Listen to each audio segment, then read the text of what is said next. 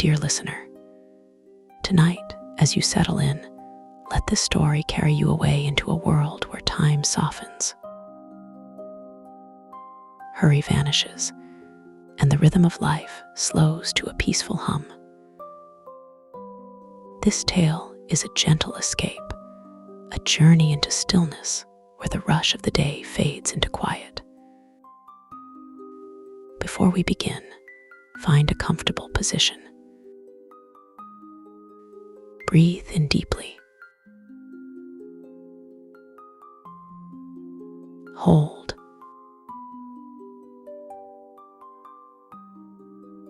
And exhale slowly. Let the words wrap around you like a warm blanket, guiding you into rest. And if you enjoy stories that soothe the mind, feel free to return whenever you seek peace. Now, let us begin.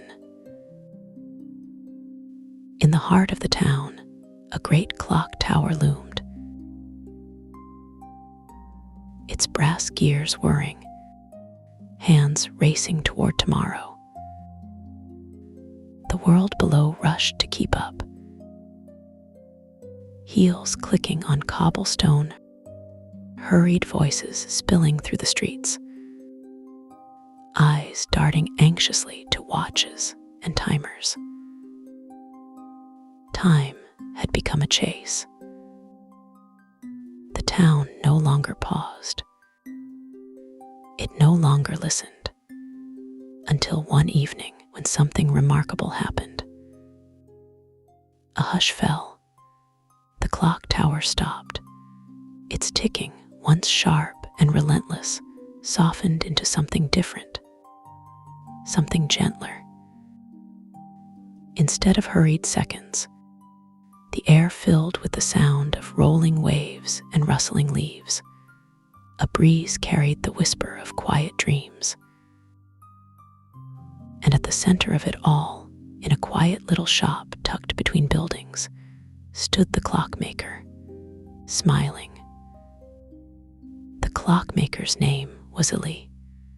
He had lived in the town for many years, watching as people hurried past his shop, glancing at their watches, pressing forward as if racing against time itself. Ali was different. While the world rushed, he listened. He observed. He understood that time wasn't meant to chase us. It was meant to guide us gently, like the ebb and flow of the tide. His workshop was filled with timepieces unlike any others. Grandfather clocks hummed lullabies instead of chimes. Pocket watches whispered words of reassurance.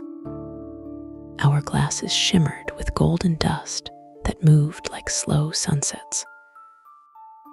Outside, people rushed toward tomorrow. Inside, time waited. One evening, just as the sun dipped below the horizon, a young girl named Mira stumbled into Ali's shop. Her small hands clutched a pocket watch, her breath short and uneven. "The clocks won't stop," she murmured. "They make my mind run too fast." Ali peered at her kindly. "Would you like me to fix it?" She nodded, eyes wide with hope. Ali took the pocket watch in his hands. Inside, tangled threads of hurry shimmered like restless stars. "Hurry collects in thoughts," he explained, "spinning and spinning until we forget how to breathe." For too long, the town had raced against time. It was time to change its rhythm. That night, Ali set out into the town streets, his steps quiet as falling autumn leaves. With careful fingers, he twisted gears, plucked hurried seconds from clocks and replaced them with something softer. The sigh of wind through trees, the lull of ocean waves, the deep, steady pulse of the earth. One by one, the watches softened. Seconds stretched. The rhythm of rushing footsteps slowed, and for the first time in years, the town paused. People inhaled deeply. They listened. As Ellie returned to his workshop, a shadow stepped inside, a figure draped in midnight blue, gears spinning where a heart should be. The keeper of hurry, guardian of urgency, protector of never enough time. You cannot steal hurry, the keeper growled. People depend on it. Illy met his gaze steadily, but hurry weighs heavy. It stops hearts from listening, blinds people to beauty. The keeper clenched his fists. Then prove it. And so Illy set to work, crafting a clock unlike any before. One that held time gently, one that whispered, "Tomorrow can wait." Illy poured his energy into the clock, shaping golden gears, weaving soft melodies into every tick. But the keeper grew restless. He sent waves of urgency through the town. Alarms ringing louder, footsteps growing quicker, time pressing forward once more. Illy watched in silence. Then, with careful hands, he placed the finished clock at the town square. As its hands began to move, something incredible happened. The ticking slowed. The air thickened with soft sounds. The rolling tide, the whisper of leaves, the hush of evening skies. The townspeople paused, one by one.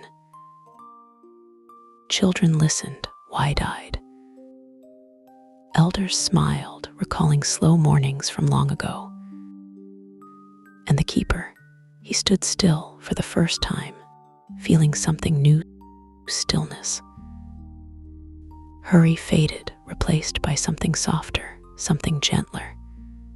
Illy had not stolen time, he had returned it. The keeper watched in silence, then nodded. "You've changed the rhythm," he murmured. Perhaps it needed changing. And with that, he vanished. Illy turned to Mira, the young girl who had wandered into his shop. She breathed easily now, her shoulders light. She listened. The ocean waves, the leaves rustling, the steady, soft ticking of a clock that carried time, not chased it. The town did not stop moving, but it moved differently. There was laughter in the streets, moments shared without checking watches. People listened to the wind, let the sun linger on their skin. And in a quiet corner, Illy's workshop hummed with whispers. Tomorrow can wait. The evening deepened.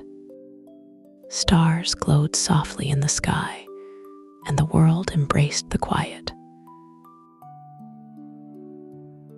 Somewhere, footsteps slowed. Someone exhaled peacefully.